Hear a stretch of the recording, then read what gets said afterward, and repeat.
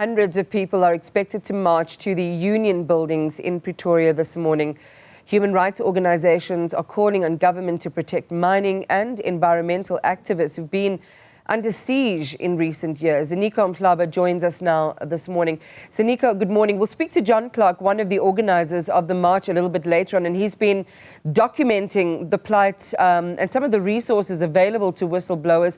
This is a deadly choice oftentimes to make in South Africa. Why are they on the streets, and what will they be asking for when they hand over that memorandum later?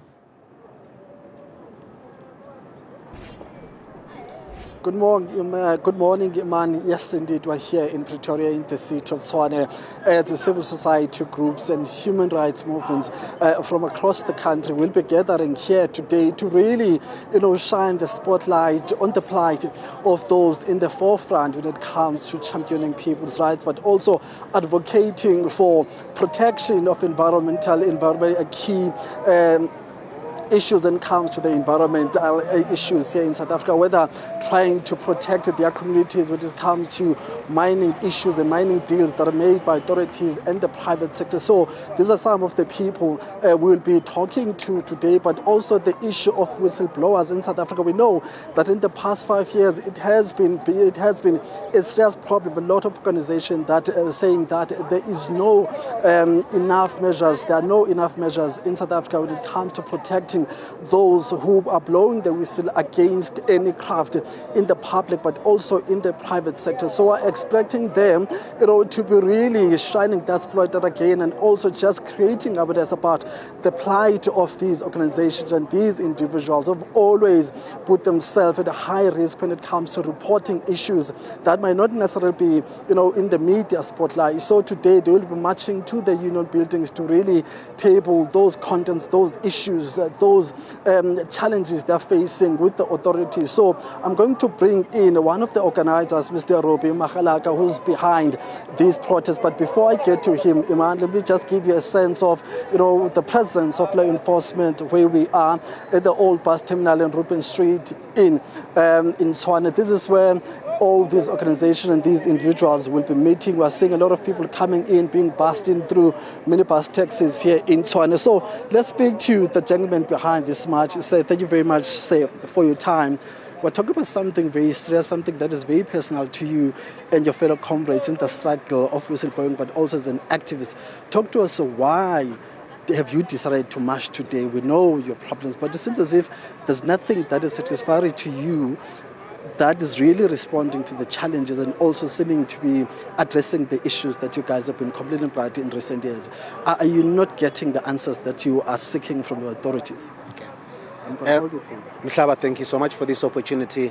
Look, yes, we are not happy about how the government responded. Remember, we had this gathering last year in the same spot, whereby it was attended by 1,500 people from different walks of life around the country, because these issues are affecting them.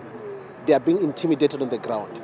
These are human rights defenders that are protecting and promoting the protection of the rights of the people on the ground. Now, we chose these days particularly because this is the day that one of the activists, Mamfikile Nchangas, was killed in front of a 13-year-old nephew. Yeah. As we speak, the nephew is here, and the daughter, the only daughter that's left behind, it's here with us today. Yeah. So we strategically chose this day to commemorate her death, and also to commemorate the death of other people like Abahlale Basem John Dole in the Devon area, and also in the Kolowen area in the Eastern Cape, and also in other north part of KZN, and around the country, in fact. Not only about the people that I've mentioned, but we talk about the whistleblowers as well. I mean, in 2 days' time, there will be a whistleblower summit that is happening here. So it links and it says a lot to say that there's a lot of cry out there that the government need to listen to. What we need now is the law that protects human rights defenders in South Africa. And this is not coming from us. It's coming from the commitment that was made by our government at the United Nations Human Rights Council, whereby the government said, yes, we are accepting the recommendations.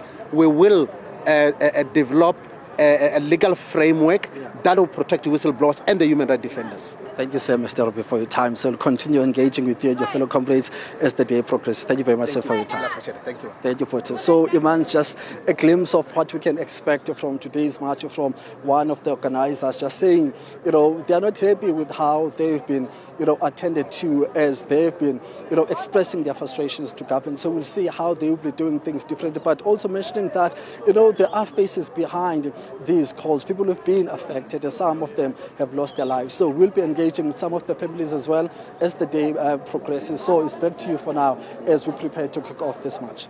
Ziniko, thank you. And a really important event that we are keeping close to the eyes of the South African public, Ziniko, because all of the work that the whistleblowers do are really about strengthening the calls to ensure that we protect the country's systems from corruption, that we protect and prevent as well the use and the misspending of public funds, and the cost of that protection through the work that whistleblowers do is incredibly, incredibly high. We'll be back with Ziniko Mhlaba later on. John Clark, who works with whistleblowers and a whistleblower house in South Africa, will also be our guest momentarily to talk about the context for this march today and why we also need very strong laws to protect whistleblowers.